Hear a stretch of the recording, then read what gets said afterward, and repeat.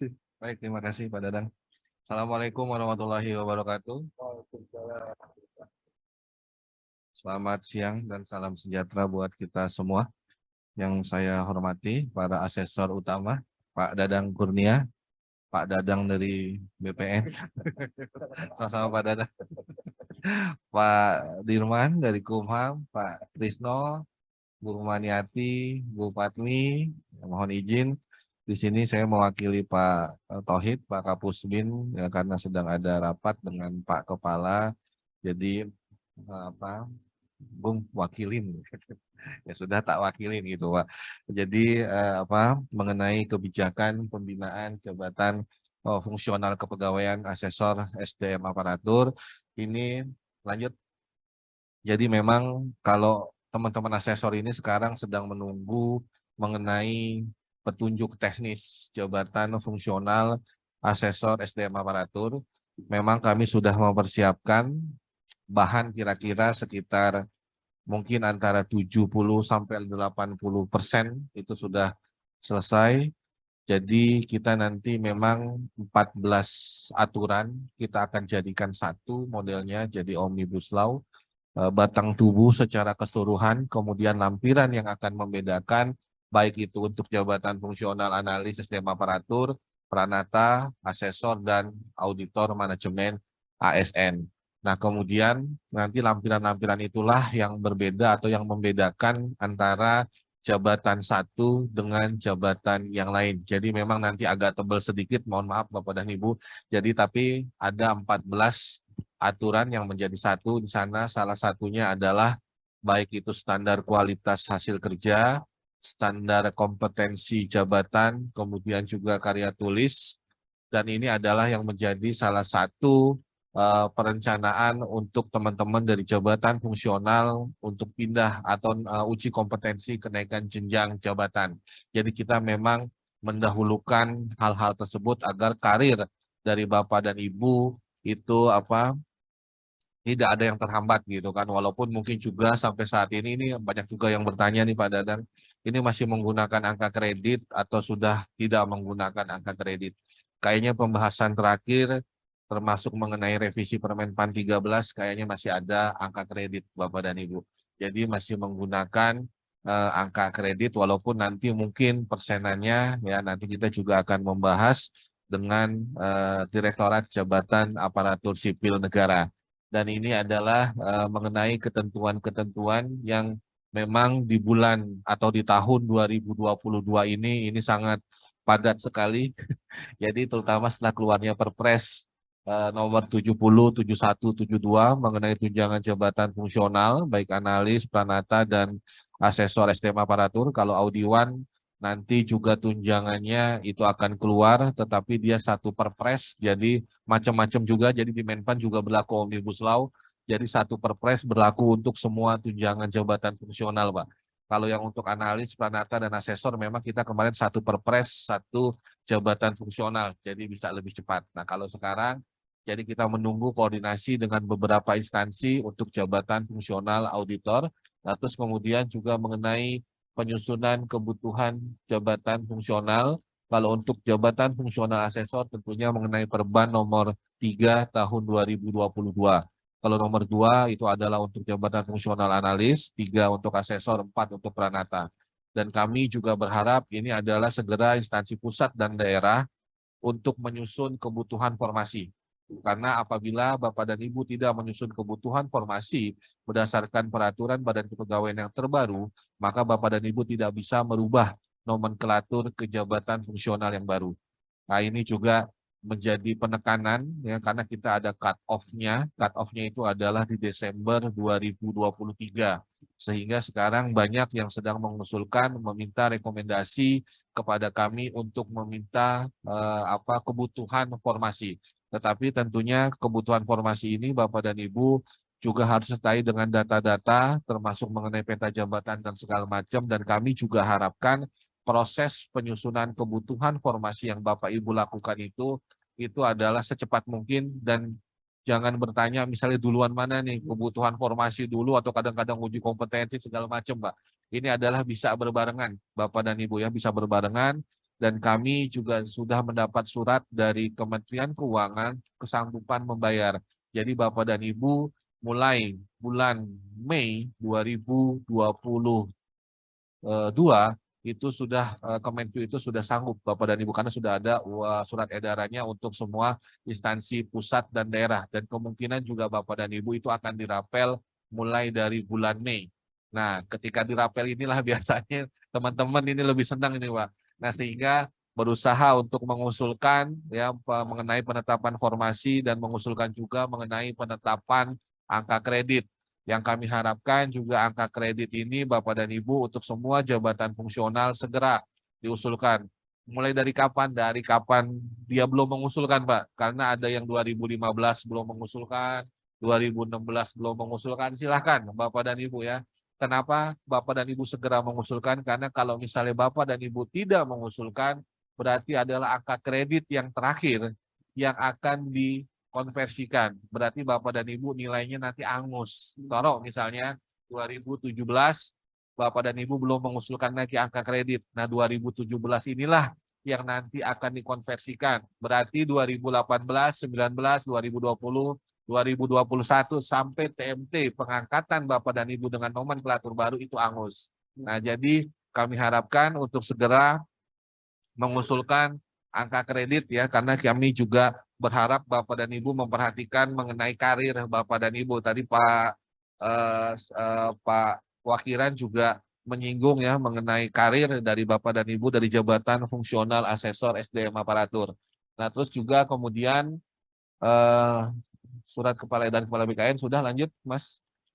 Nah, ini tentang pembinaan Bapak. Jadi mengenai peningkatan kompetensi, nah nanti kami juga mengadakan standarisasi untuk semua jabatan fungsional kepegawaian, baik analis, asesor, peranata, dan auditor. Benar kata Pak Wakilan juga bahwa banyak mungkin yang hasil, nanti kami bukannya meragukan yang hasil dari penyetaraan, Pak, tidak. Tetapi tentunya beda antara yang memang formasi CPNS atau yang formasi perpindahan dia memang berniat nih Pak, memang berniat ingin ke jabatan fungsional kepegawaian. Tetapi kalau yang hasil penyetaraan, terkadang kalau kami dengar info gitu kan, kadang-kadang mau nggak mau dipaksakan ya untuk ke jabatan tersebut mungkin nggak sesuai atau misalnya mereka belum tahu nih, mereka oke gitu, tapi belum tahu pekerjaannya gitu kan. Nah sehingga kami nanti apa akan memberikan ya semacam pendidikan atau pelatihan-pelatihan ya untuk peningkatan kompetensi tersebut juga kami kemarin, tetapi itu adalah untuk jabatan fungsional analis. Kami sudah melakukan juga mengenai semacam pemetaan di Kementerian Kominfo kemarin itu, jadi termasuk sampai ke saran pengembangan. Nah ini juga nanti teman-teman asesor SDM aparatur juga sama untuk peningkatan kompetensi, terus kemudian mengenai pengembangan karir dari jabatan fungsional asesor SDM aparatur, standarisasi, akreditasi dan sertifikasi ini termasuk mengenai dari jabatan profesi Bapak dan Ibu. Kalau tadi pusat penilaian kompetensi adalah mengenai akreditasi asesmen centernya, lembaganya, kami di pusat pembinaan adalah mengenai personnya, mengenai individunya, Bapak dan Ibu. Nah, kemudian mengenai akreditasi dan sertifikasi ini, Bapak dan Ibu, nanti kami akan memberikan semacam uji kompetensi yang nanti diamanahkan di dalam juknis yang sedang kami susun atau sedang kami buat, yang insya Allah nanti di Desember 2023, dan nanti juga kami mohon bantuan dari teman-teman Kementerian Hukum dan HAM ya untuk proses harmonisasi. Nah, ini mohon izin. Nah, jadi nanti juga termasuk mengenai pembinaan jabatan fungsional asesor juga jangan bertanya lagi ini asesmen center dulu atau dari jabatan fungsional asesor, Bapak. Karena masih banyak yang bertanya apakah asesmen center lembaganya dulu atau asesornya, ini juga bisa dibarengi, Bapak dan Ibu, karena kemarin juga sedang proses pembentukan asesmen center baik itu di KPK, di Bawaslu maupun di KPU yang sedang jalan termasuk di beberapa daerah. Dan kami juga untuk di beberapa daerah kami juga alhamdulillah bersyukur juga teman-teman yang di daerah sudah sampai melaksanakan kegiatan asesmen sampai di badan usaha milik daerah. Nah, ini yang menjadi catatan ya bahwa pembinaan atau pekerjaan dari jabatan fungsional asesor SDM aparatur itu sangat banyak sekali, termasuk untuk menangani kompetensi teknis dan sosiokultural. Kemarin juga sempat akan keluar lagi jabatan baru yang hampir beririsan dengan jabatan fungsional asesor. Untungnya teman-teman dari BKN diundang nih Pak, karena ketika asesor sudah menangani sampai kewenangan dari kompetensi teknis, sosiokultural, dan manajerial, itu berarti adalah fungsi atau pekerjaan dari Bapak dan Ibu tidak ada lagi yang beririsan. Karena pada tahun Desember 2018, memang kita mengajukan naskah akademik agar tidak ada lagi jabatan fungsional yang baru selain asesor SDM aparatur untuk melakukan kegiatan asesmen baik itu manajerial, teknis, dan sosiokultural. Walaupun memang di instansi itu banyak yang ternyata sudah atau misalnya baru berjalan hanya teknisnya saja, manajerialnya belum, atau bahkan mungkin manajerialnya sudah jalan, tetapi teknisnya belum. Nah, ini juga kami harapkan agar mempercepat untuk 3 kompetensi tersebut dilaksanakan oleh beberapa instansi pusat dan daerah, walaupun memang banyak juga yang sudah komplit Bapak dan Ibu tiga-tiganya ya dilakukan oleh instansi tersebut, karena kita juga dengan adanya pembebasan dalam hal kualifikasi pendidikan untuk perpindahan jabatan Bapak dan Ibu ini, jadi ini kami persilakan jadi lebih bervariasi untuk jabatan fungsional asesor SDM aparatur gitu kan, kayak kemarin ya kalau dari Kumham imigrasi, dari teman-teman imigrasi boleh masuk nggak gitu Pak ya, atau dari lapas boleh Pak, silakan, karena itu adalah untuk kompetensi teman-teman Kumham. Untuk yang di imigrasi dan di lapas itu dipersilahkan Bapak dan Ibu, atau mungkin dari keuangan Bu Hati ada juga yang sarjana akuntansi, nah itu juga boleh Bapak dan Ibu. Jadi memang dengan adanya kompetensi teknis ini, jadi kualifikasi pendidikan ini lebih bervariasi, walaupun tetap kalau melalui formasi CPNS masih untuk sekitar manajemen dan psikologi. Nah, tetapi kalau yang untuk yang lain-lainnya, insinyur, kayak tadi akuntansi, segala macam itu melalui perpindahan jabatan. Dan perpindahan jabatan ini juga menjadi tren saat ini bahwa tidak ada perbedaan antara perpindahan jabatan dengan in-passing. Karena apa? Karena pangkat dan golongan uang itu akan disesuaikan dengan jenjang Bapak dan Ibu. Jadi sama dengan in-passing, tidak ada perbedaan. Kalau dulu mungkin perpindahan jabatan itu antara jenjang dengan pangkat golongan ruang itu agak berbeda. Kalau sekarang itu sama, jadi tidak ada yang menjadi hambatan bagi teman-teman untuk berpindah ke jabatan fungsional asesor SDM aparatur. Baik, lanjut. Nah, ini mengenai data, ini mohon izin kalau tadi Pak Wakiran bilang jumlah asesor 300, bahwa jumlah asesor sekarang itu jumlahnya adalah 747. Ini adalah data di 31 Agustus 2022. Dan ini juga kami harapkan Bapak dan Ibu untuk yang instansi belum mengirimkan data jabatan fungsional untuk segera mengirimkan ke kami.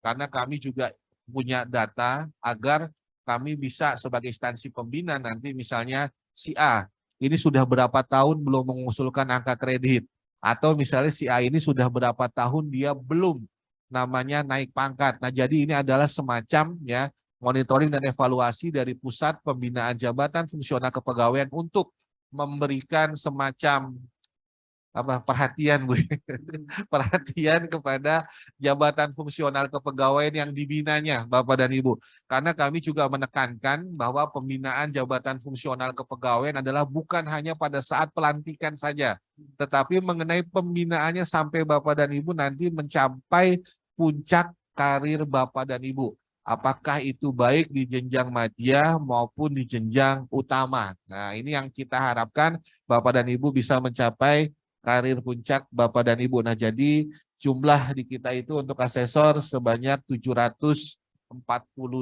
Nah, nanti juga mungkin yang asesor SDM aparatur jenjang utama ini akan bertambah lagi, Pak. Karena kemarin juga sudah uji kompetensi Pak Waka, atau kemudian Sekda dari Provinsi Jawa Barat, Pak Iwan juga sudah uji kompetensi, termasuk dari MA Bu ya, kemarin juga nanti juga akan bertambah lagi sehingga memperbanyak untuk jenjang utama jabatan fungsional asesor SDM aparatur. Sedangkan untuk analis SDM aparatur ini memang baru satu, yaitu di Sumatera Selatan, Palembang, Kepala BKD-nya Bu Nora yang mungkin sebentar lagi juga akan dilantik. Sedangkan auditor ini baru ada di BKN dan memang sifatnya tertutup, Pak. Jadi sifatnya tertutup, jadi hanya di BKN. Dan kemudian untuk auditor juga kami informasikan bahwa auditor kepegawaian yang belum pindah ke jabatan fungsional kepegawaian atau jabatan fungsional lainnya kami batasi sampai Desember 2025. Nah, jadi kami memberikan waktu sampai 2025 agar berpindah. Kalau tidak berpindah, nanti akan diberhentikan dari jabatan fungsional auditor kepegawaian karena tadi sifatnya tertutup, hanya ada di BKN. Jadi kami ini selalu menginformasikan kepada instansi pusat dan daerah yang masih ada jabatan fungsional auditor. Lanjut. Nah, ini tren jumlah jabatan fungsional kepegawaian ini memang setiap tahun ini terus naik, Pak. Dengan naiknya jumlah jabatan fungsional kepegawaian kira-kira sekitar seluruh Indonesia itu 13.000, Pak. Apalagi dengan adanya kenaikan tunjangan jabatan, ini tentunya pembinaannya lebih kompleks lagi dan lebih mungkin agak sedikit butuh benar-benar butuh perhatian dan waktu. Jadi kami harapkan Bapak dan Ibu instansi pusat dan daerah untuk segera membentuk tim penilai. Tim penilai sesuai dengan peraturan Badan Kepegawaian Negara nomor 11 tahun 2022, 5 orang saja sudah bisa membentuk tim penilai. Tetapi jangan jumlahnya dua terus membentuk tim penilai gitu. Nanti yang dinilai nggak ada gitu ya. Jadi Bapak dan Ibu tidak perlu banyak-banyak untuk membentuk tim penilai ya. Jadi kami harapkan tapi untuk segera membentuk tim penilai karena jumlahnya banyak sekali. Ditambah itu adalah ketika membentuk tim penilai kami juga nanti akan ada perubahan aturan. Tidak serta-merta semua yang mengikuti pelatihan tim penilai akan bisa menjadi tim penilai. Karena nanti ada uji kompetensi, yang lulus akan kami berikan sertifikat dan yang mendapatkan sertifikasi itulah yang bisa masuk ke dalam anggota tim penilai. Jadi kita rubah, kalau dulu semuanya bisa masuk, kalau sekarang enggak, Pak. Ini ada semacam standarisasi agar jangan lagi ada perbedaan dalam artian gini. Enak ya kalau tim penilai yang satu gitu, dinilai semua gitu. Ada yang satu katanya sering tukang motong-motong gitu. Mana ini kan tukang motong angka kredit gitu. Nah, nanti kami standarkan, kami sesuaikan termasuk di standar kualitas hasil kerja itu juga ada format sehingga nanti antara tim penilai dengan jabatan fungsional tinggal mengikuti format yang ada. Jadi nanti tidak ada lagi perbedaan menilai antara jabatan fungsional dengan tim penilai termasuk mengenai format-format tersebut dengan ketika mengusulkan angka kredit apabila mungkin tidak sesuai, angka kreditnya itu nggak hilang semua Bapak dan Ibu, tetapi nanti ada persenan yang tetap bisa dinilai. Jadi nggak nol sama sekali. Nah ini nanti kita tuangkan di dalam peraturan.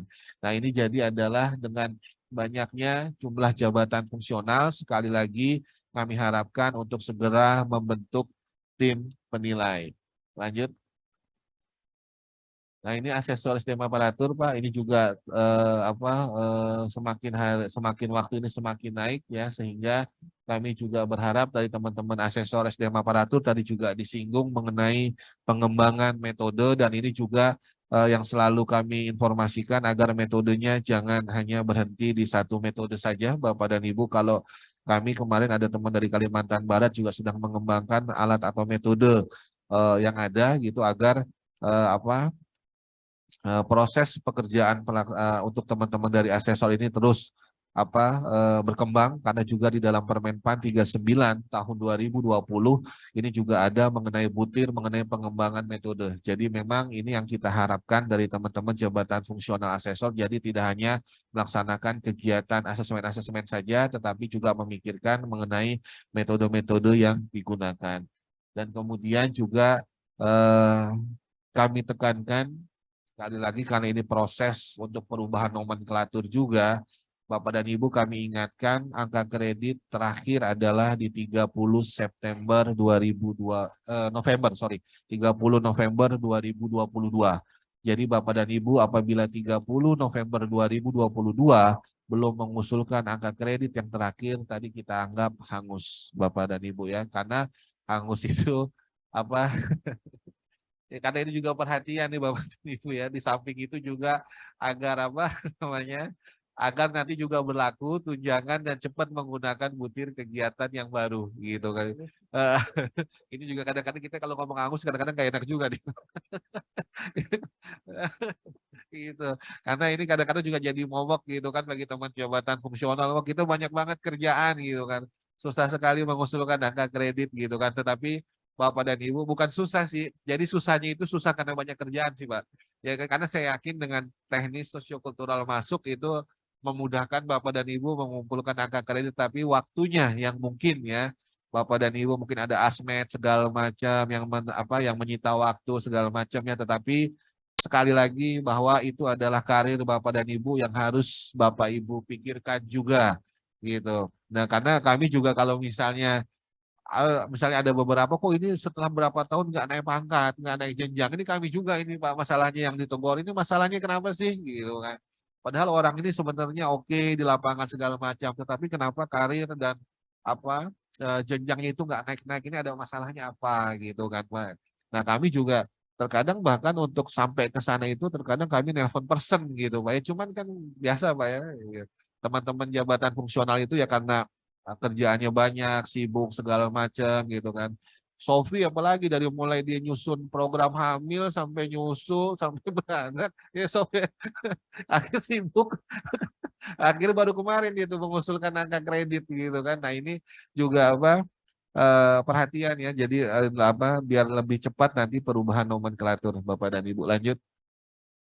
Nah, ini jadi pembinaan jabatan fungsional, jadi mengenai pengelolaan kebutuhan formasi, terus kemudian pengembangan kapasitas, kompetensi, kelembagaan, dan sistem. Ya, jadi kami pengen mengetahui dulu berapa jumlah jabatan fungsional kepegawaian atau jabatan fungsional asesor di setiap pusat dan daerah, walaupun kami mohon maaf apabila mungkin di kabupaten kota untuk jenjang utama itu memang tidak ada Bapak dan Ibu. Tetapi bukan berarti yang ada di kabupaten kota itu tidak bisa sampai ke jenjang utama. Boleh saja atau bisa saja tergantung dari instansi baik pusat maupun daerah yang mau menerima. Contoh misalnya ada di Provinsi Jawa Barat, ada yang dari Kabupaten Bandung, Pak. Itu bisa saja masuk ke provinsi, Pak. Jadi juga tidak menutup karir Bapak dan Ibu walaupun kadang-kadang juga kita guyonannya kemangkai kalau kerja itu gaul gitu. Jadi bisa kenal ya beberapa instansi sehingga Bapak dan Ibu karirnya itu bisa sampai ke tingkat yang paling maksimal.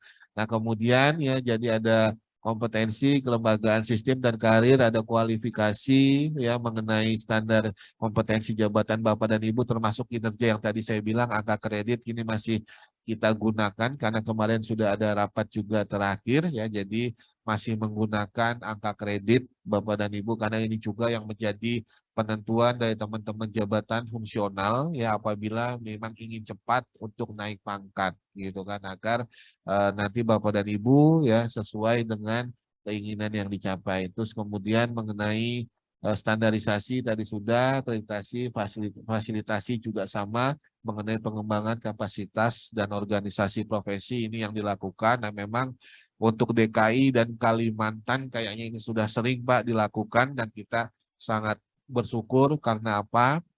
Karena dari pembentukan peraturan Permenpan 39 tahun 2020 kami juga sering selalu mendapat masukan dari teman-teman asesor sampai mungkin nanti pembentukan petunjuk teknis Pak.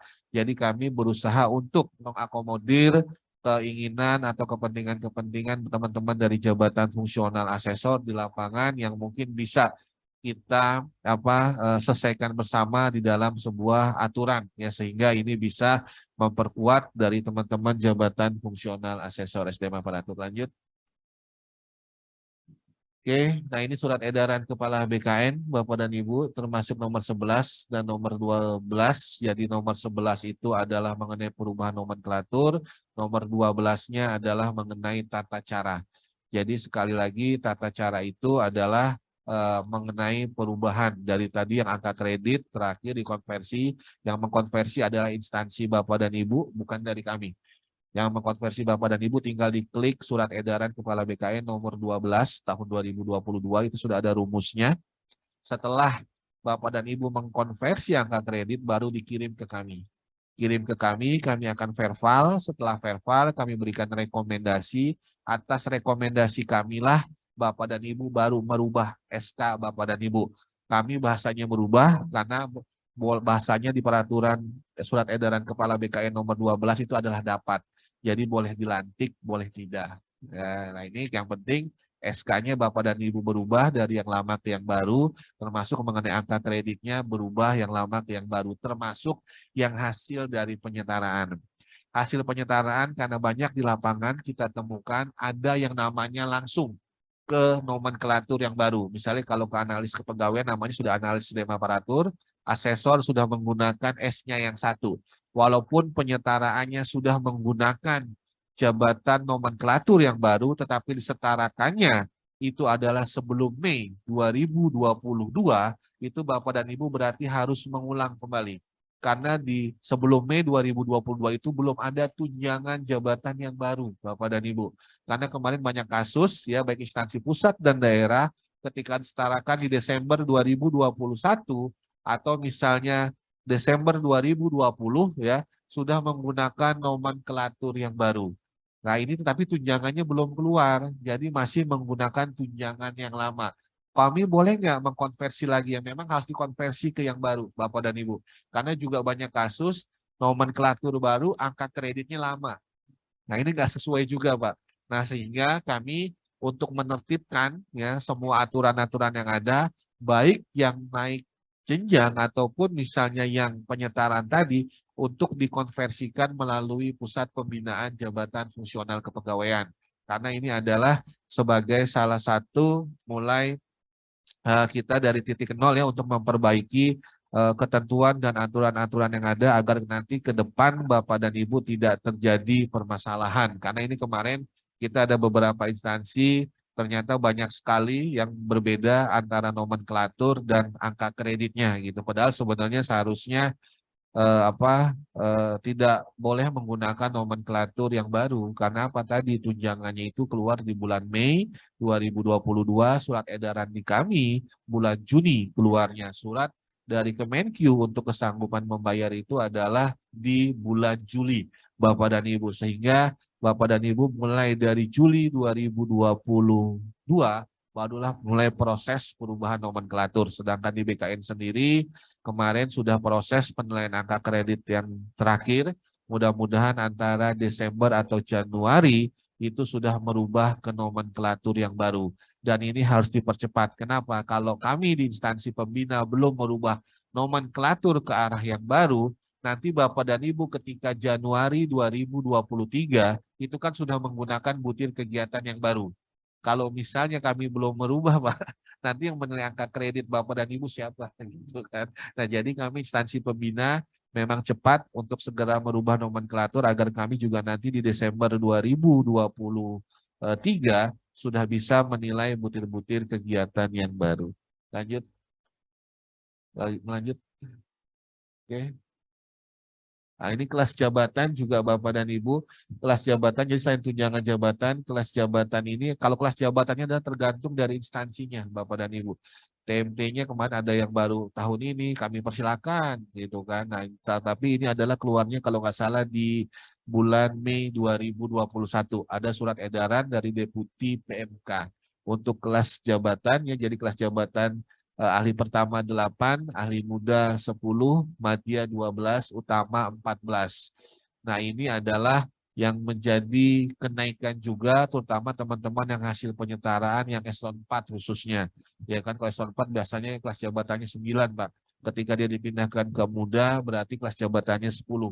Nah, tetapi kalau yang ahli madya itu adalah yang naik itu yang dari berkarir. Kalau yang hasil penyetaraan memang rata-rata 12 karena mereka nggak boleh turun, akhirnya yang berkarir lah yang naik, yang tadinya 11 sekarang 12, Pak, gitu. Termasuk tunjangan jabatannya juga naik. Nah terus kemudian yang ahli utama ini kita baru sampai ke kelas 14. Kalau dulu sih Musa ini kelasnya sampai 15.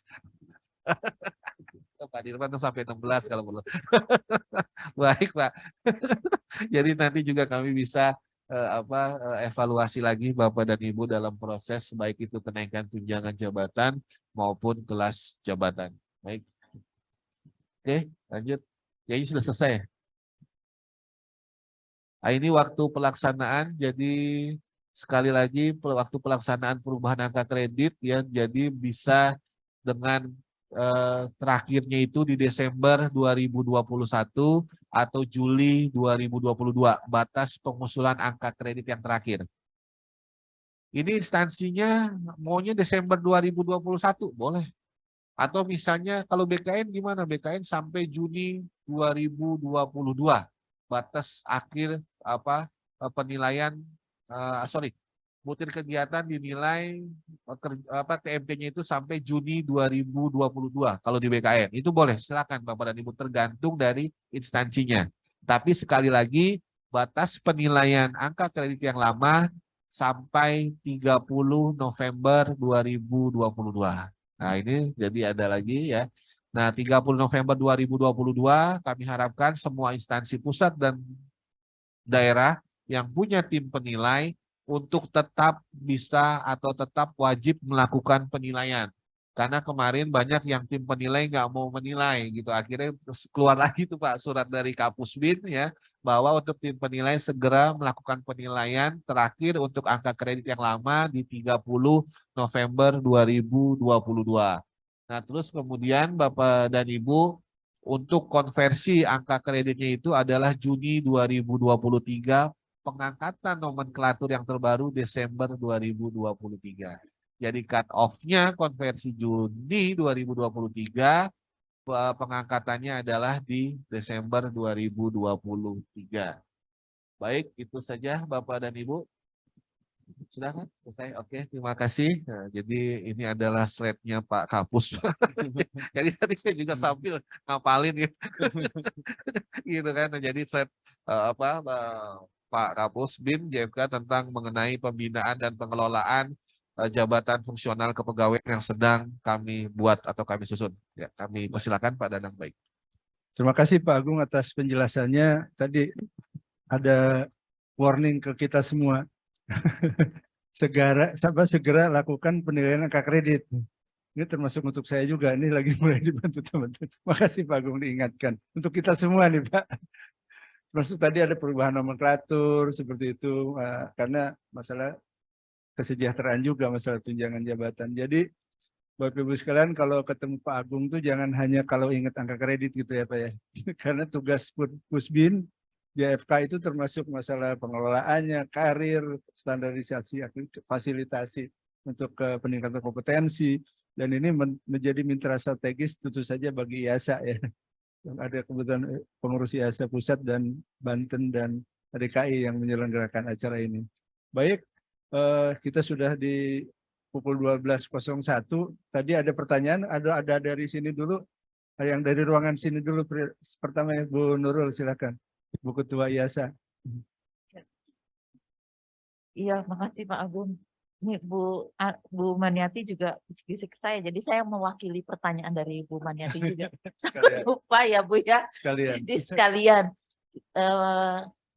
apakah kalau perubahan nomenklatur itu ya Pak, kalau seseorang atau asesor tidak mengirimkan atau memperbaharui angka kreditnya sampai dengan yang ditentukan, tidak dibayarkan tunjangannya katanya gitu. Itu pertanyaannya pertama. Titipan pertanyaannya Pak. Nah kalau saya sendiri, karena saya tim penilai gitu ya Pak, BPKP kan salah satu yang boleh menilai sendiri itu sampai dengan kalau nggak salah ya. Katanya nanti mau dirubah sama Pak Agung Pak. Nah itu kalau misalnya Pak, tadi kan Bapak bilang sampai November. November itu apakah mengirimkan teman-teman nih, teman-teman asesor mengirimkannya sampai dengan November periodenya atau tetap di Juli gitu.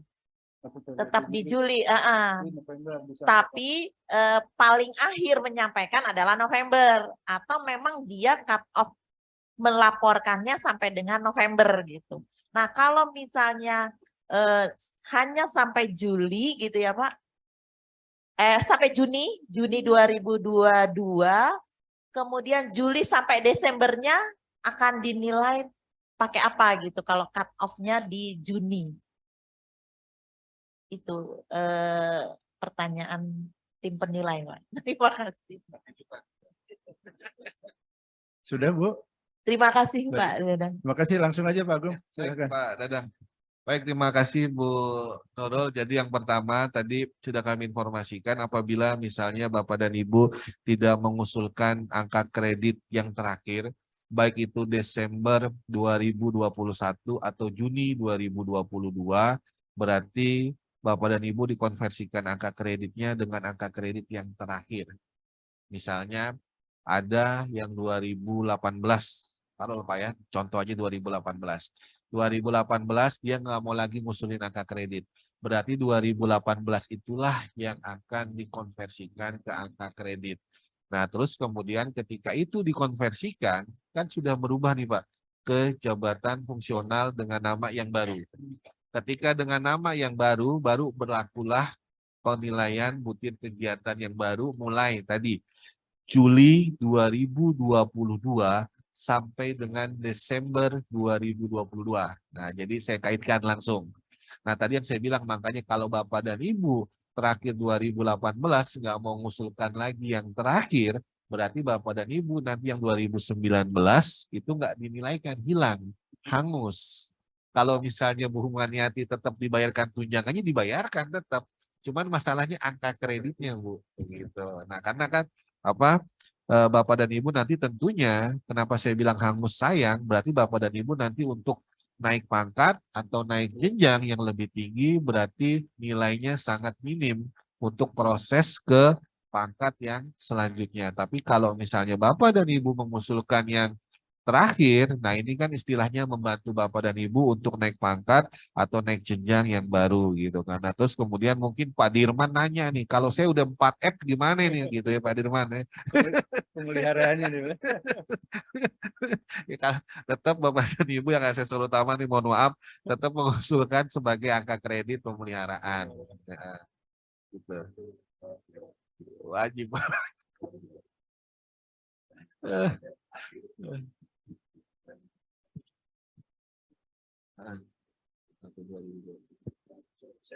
Izin Pak Sudirman langsung nanggapin. Pak Agung yang saya muliakan, luar biasa beliau ini. Ya, banyak pahalanya sesuai dengan jabatannya di BKN.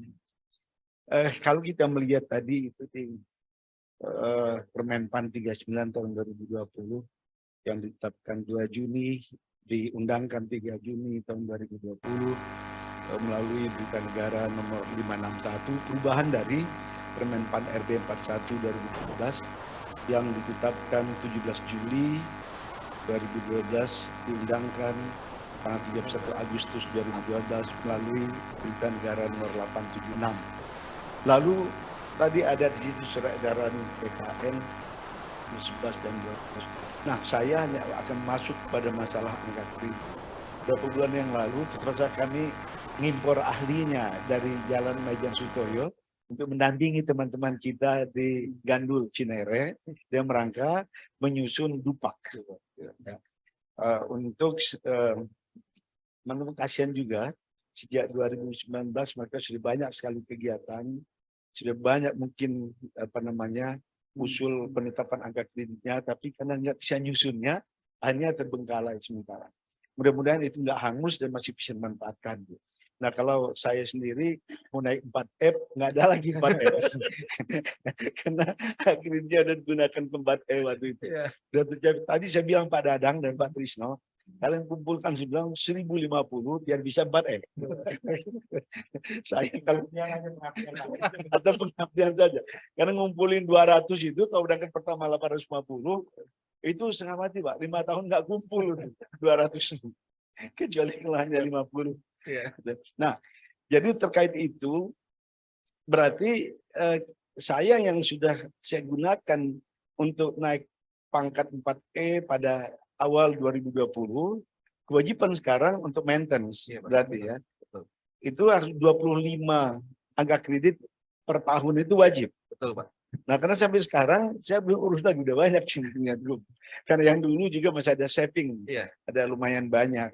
Jadi Nah, kalau misalnya nanti di 2023 saya baru susun dupaknya, yang agak kredit yang telah jadi saving di 2021 itu masih bisa digunakan, masih bisa kita apa namanya, kan itu setiap tahun 2021 saya nggak susun. Tahun 2023 baru ini nanti berarti 25 yang 2021, 25 2022 itu berarti utang. Misal saya dapat misalnya sejak 2021 awal setelah saya gunakan untuk naik ke 4T waktu itu, ada misalnya terkumpul 50 berarti impas ya. Bisa untuk apa namanya maintain di 2021 dan 2022. Nah, sanksinya apa berlaku, Pak? Sanksinya bilang kita tidak maintenance. Ya. Nah, apakah artinya katanya dulu kan tegasnya aturan itu bila tidak di maintenance berarti kita akan diberhentikan sementara dari jabatan Astama. Nah, apakah ini berlaku atau karena misalnya berlaku ngeri juga nih. Berarti kita harus serius nih Pak Dadang. Kalau kita nggak maintenance. Kalau Pak Dadang Patris lagi ngumpulin untuk ngejar 1050. Nah, kalau saya udah mentok ini berarti harus saya maintain. Kalau misalnya nggak kita lakukan, apakah berlaku benar itu namanya sanksi sebagaimana saya maksud tadi. Terima kasih Pak, itu aja Pak. Terima kasih nih. Sekalian ini pengalaman untuk moderator juga soalnya, maintenance juga. Monggo Pak Agung silakan. Ya, kalau Astama yang nanya itu serem. Ya, apalagi Pak Dirman apal sampai lembaran berita negara aja Pak. Kita sendiri yang nyusun nggak hafal.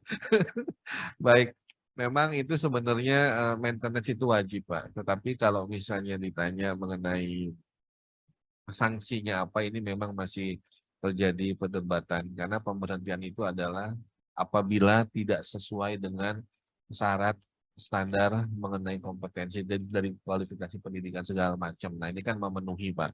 Nah, ini memang terjadi perdebatan masih apakah nanti apabila tidak ada maintenance, apakah diberhentikan. Sedangkan memang di dalam Permen PAN 39-nya tidak ada ketentuan untuk pemberhentian. Nah nanti mungkin kami di dalam jurnalisnya mungkin pembahasan lebih intens, tapi bukan pembahasan supaya diberhentikan. Enggak Pak, enggak gitu kan. Tapi mungkin kan istilahnya ini memang jadi agar antara masing-masing nih Pak ya, jenjang baik pertama, muda, madya, dan utama itu sama dalam hal pembinaan Pak. Karena kami juga jangan sampai misalnya, wah enak Astama gitu kan. Tidak ada maintenance gitu kan. Sedangkan kalau di mana di jenjang pertama, muda, madya, itu juga sama Pak, ada maintenance. Dalam artian apa? Apabila misalnya Bapak dan Ibu, karena kan sekarang pembinaan CFK itu, pembinaan CF khususnya adalah sama dengan struktural. Dalam artian apa? Ketika misalnya Bapak dan Ibu nih mengikuti uji kompetensi ada 10 orang. Ternyata formasinya ada 5, Pak. Nah, berarti kan 10 merebutkan 5. Nah, apabila misalnya ternyata orang tersebut, misalnya dia tidak yang promosi ke jenjang berikutnya, itu ada maintenance, Pak. Nah, itu ada maintenance. Jadi, ini adalah sama dengan Bapak dan Ibu yang asesor utama, gitu kan. Nah, jadi ini yang saya bilang, jadi mengenai pola karir dan pembinaan jabatan fungsional juga sekarang sama dengan struktural. Nah, tetapi kalau di JF itu adalah untuk tetap Bapak dan Ibu di jabatan tersebut, baik maupun di jenjang tersebut itu harus ada maintenance-nya ya. Jadi dan itu pun nanti tetap akan dihitung Bapak dan Ibu sampai nanti Bapak dan Ibu akan promosi ke jenjang yang lebih tinggi. Nah, catatannya adalah selain maintenance tadi, kami harapkan juga teman-teman dari jabatan fungsional mengenai standar kompetensi untuk manajerial dan sosiokulturalnya jangan ditinggal. Karena banyak berpikir ketika pindah ke dalam jabatan fungsional yang lebih diutamakan adalah teknisnya. Tetapi manajerial dan sosial kulturalnya itu ditinggalkan. Nah sekarang apa? Berlaku manajemen talenta Pak. Ya kan, jadi bisa saja nanti Bapak dan Ibu itu adalah dibutuhkan oleh organisasinya bisa pindah lagi ke dalam jabatan struktural. Dan ini juga banyak yang akhirnya setiap instansi pusat dan daerah ketika setelah uji kompetensi di instansi pembina, di instansinya diuji kembali Pak. Karena untuk memenuhi kriteria tadi manajerial dan sosiokulturalnya. Taruhlah teknis menjadi kewenangan dari instansi pembina, tetapi untuk manajerial dan sosiokulturalnya mungkin perlu digali lagi oleh instansinya, akhirnya mengadakan uji kompetensi kembali. Nah, itu adalah juga menjadi catatan ya bagi teman-teman dari jabatan fungsional agar yang manajerial dan sosiokulturalnya jangan ditinggal.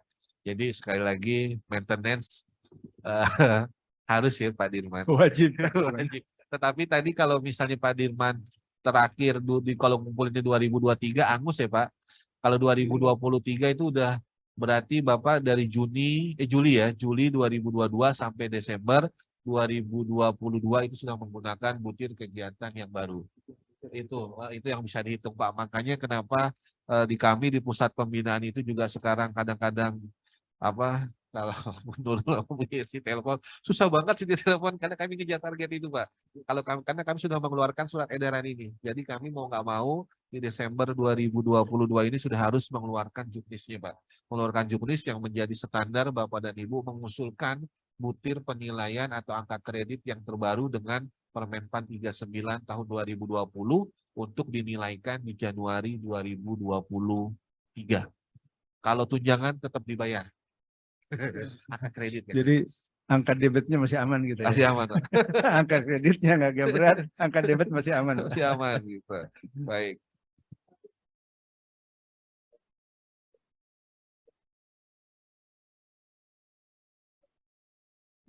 Karang buku tinggi 12 Pak. KTI kan banyak ada makalah, ada apa terjemahan segala macam itu nilainya rata-rata 3,5 Pak. Sama Junta Internasional kalau nggak salah 12-an deh Pak atau berapa saya lupa kalau itu. Harus ada keterkaitan dengan betul. Pak Dirman pernah nulis dalam aspek psikologi terhadap narapidana kelas 1 Cipinang Pak.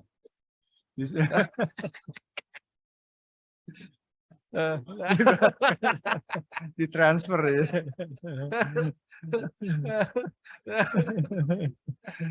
Baik Bapak Ibu, izin panitia agak diperpanjang karena kita belum mengangkat pertanyaan yang dari Zoom ya. Kalau boleh 1 atau 2 pertanyaan dari chat, silakan yang tadi yang sudah ditanyakan tadi. Nah, ini udah beda lagi nih. Baik.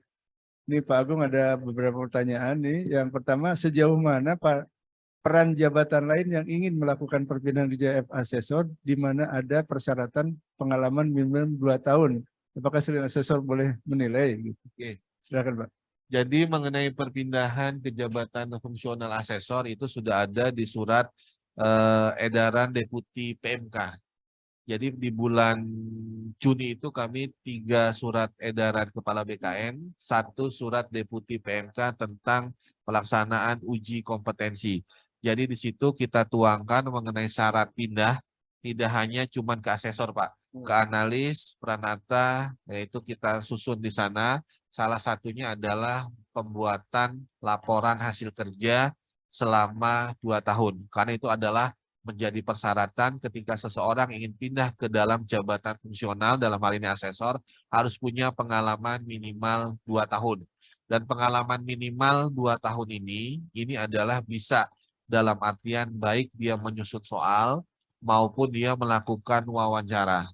Ya, atau misalnya mungkin yang dari teman-teman para JPT Pak, mungkin mengikuti pansel itu bisa dijadikan untuk syarat pindah. Nah, yang jadi permasalahan kadang-kadang ketika terlibat dalam penilaian itu bukan yang terlibat asesmen centernya, tapi terlibat dalam kepanitiaan, Pak. Misalnya penerima tamu segala macam, nah itu nggak bisa. Iya itu nggak bisa dijadikan pengalaman minimal 2 tahun tadi. Jadi memang setiap bulan laporan 1 sehingga sebanyak 2 tahun itu 24 Bapak dan Ibu melampirkan itu ada di surat edaran Deputi PMK termasuk mengenai yang bersangkutan ada nggak di unit yang melaksanakan penilaian kompetensi potensi. Karena kami yakin semua instansi pusat dan daerah tidak serta-merta ada asesmen centernya. Sehingga kami tekankan yang mau pindah ke asesor minimal ada di salah satu SOTK-nya melaksanakan kegiatan apakah itu uji kompetensi atau penilaian potensi atau kompetensi itu boleh Pak. Tidak serta-merta harus saklek, harus ada di unit assessment center. Oh, kalau itu tertulis, habis, nggak ada yang bisa pindah ke asesor. Gitu kan. Nah, karena tadi ntar balik lagi pertanyaannya, mana dulu nih, asesor dulu atau assessment center dulu. Nah, itu puyeng lagi tuh kita kan. Nah, sehingga ini adalah menjadi kemudahan teman-teman untuk pindah ke dalam jabatan fungsional asesor. Apakah selain asesor boleh menilai? Ya tentunya kalau misalnya dalam kegiatan ada yang masih pejabat struktural, bisa Pak melakukan penilaian. Dan siapa tahu nanti pejabat struktural tadi ingin pindah juga ke jabatan fungsional asesor. Itu kan menjadi pengalaman mereka 2 tahun. Sama kayak di dalam jabatan atau misalnya, mohon maaf, karena kemarin juga banyak teman-teman analis ada yang pindah ke jabatan fungsional asesor. Salah satu contohnya mungkin yang di Provinsi Jawa Barat, Mbak Vini, ya kan? Karena apa? Dia sering membuat soal untuk pelaksanaan uji kompetensi. Nah itu bisa saja Bapak dan Ibu. Dan jadi ini adalah sebagai proses pindah ke dalam jabatan fungsional asesor. Di situ Bapak dan Ibu boleh dilihat di surat edaran Deputi PMK, saya nomornya lupa, tapi tahun 2022 tentang pelaksanaan jadwal, tentang pelaksanaan uji kompetensi. Jadi di situ ada syarat termasuk mengenai jadwal uji kompetensi Pak. Di situ lengkap, di situ ada. Terus kemudian sudah ada kebijakan pola pengembangan asesor termasuk kebutuhan minimal pelatihan. Nah, jadi pelatihan ini kami juga ada yang namanya yang kami susun Pak. Jadi ada pelatihan pengembangan dan pelatihan penguatan. Salah satu contohnya adalah untuk teman-teman yang hasil baik dari perpindahan maupun penyetaraan. Kalau dulu yang perpindahan jabatan fungsional asesor berdasarkan Permen-Pan 41 tahun 2012, sebelum dia pindah, dia harus ikut dulu nih uji kompetensi Pak. Itu kalau nggak salah ada 5 alat tes tuh ya dari teman-teman Puspenkom. 5 alat tes, lulus, ikut pelatihan. Pelatihan 3 minggu diuji kembali Pak. Diuji kembali, baru setelah itu diangkat. Nah kalau sekarang kan hanya uji kompetensi, nggak ada pelatihan. Nah ini yang menjadi kendala. Nah sehingga untuk pengembangan nanti kami tekankan di dalam juknis itu adalah untuk mengikuti pelatihan yang ada keterkaitan dengan tugas jabatan fungsional Bapak dan Ibu. Jadi pengembangan kompetensi Bapak dan Ibu itu tidak ketinggalan atau bahkan mungkin masih bingung dalam hal segala macam Pak. Jadi itu nanti akan kami ajarkan. Jadi bisa langsung terjun ke jabatan fungsional asesor. Walaupun sekali lagi kalau misalnya mungkin masih ada keraguan segala macam, kita sarankan untuk bekerja sama dengan teman-teman asesor SDM aparatur baik mau pusat maupun daerah ya kan, karena kan juga banyak dari Kumham, dari Kemenkyu, dari BPKP. Nah itu bisa bekerja sama ya. Jadi yang teman-teman baru mau bergabung atau baru mau pembentukan asesor itu biasanya kami sarankan ke sana Pak. Kalaupun misalnya kalau dengan pihak ketiga boleh nggak, ya boleh saja gitu. Tetapi kalau misalnya ada asesor SDM aparatur, kenapa nggak sama asesor SDM aparatur aja gitu kan Pak, itu lebih enak. Jadi nuansa kebatinan itu lebih enak gitu Pak. Sama komunitas. Sama komunitas. Baik Pak.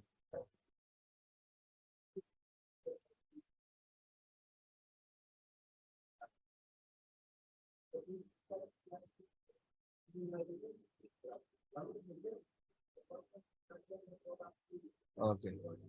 Oke.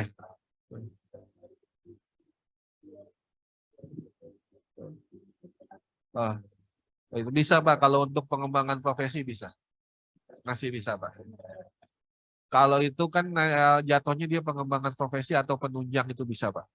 Kecuali dia yang utama ya. Kalau utama pelatihan. Kalau ini jatuhnya penunjang kalau nggak salah ya Bu Nurul. Itu nilainya kalau nggak salah 1 ya. 1 kalau nggak salah. Nilai 1 sertifikat. Setiap 1 peserta. Ada lebih dikit lah Pak. Kalau narsum ada lebih dikit lah. Kayaknya lebih dikit lah. Kata Pak Dirman, besok saya yang jadi ngisi gitu. Gitu Pak, boleh Pak. Baik, panitia izin ini sudah 12.22, kita bisa akhiri dulu sesi ini karena siang masih ada kan. Jadi ditahan dulu kalau ada pertanyaan-pertanyaan. Baik, terima kasih Bapak Ibu sekalian, khususnya Pak Agung dan tadi Pak Wakilan atas pemaparannya. Dan ini menjadi bekal kita semua barangkali untuk teman-teman kita, profesi kita, nih, penguatan profesi kita. Terima kasih, mohon maaf kalau ada kurang di dalam penyampaian kami. Assalamualaikum warahmatullahi wabarakatuh. Saya kembalikan ke MC.